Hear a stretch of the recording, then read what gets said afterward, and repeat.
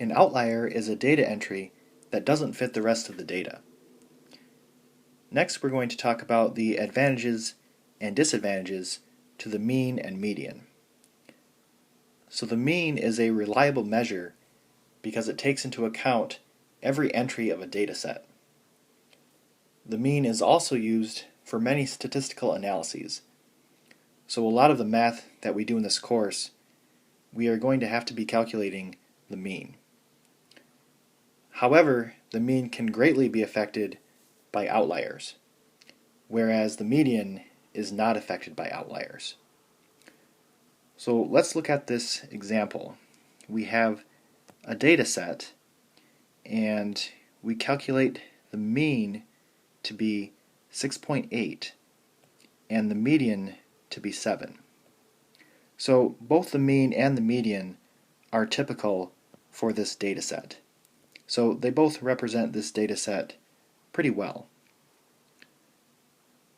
So if we just add one value to this data set, we're just adding a single value of 800.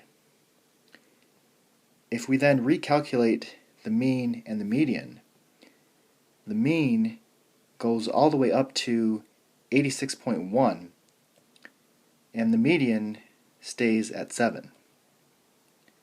So this outlier of 800 has greatly changed the mean, but the median has stayed the same. So only the median is now typical of this data set. Given the following list of values, is the mean or median likely to be a better measure? So if we can, we want to use the mean. And on number 6, I don't see any outliers, so we should be able to use the mean. On number 7, we do have this one outlier of 92, so that would throw off the mean. So we do want to use the median.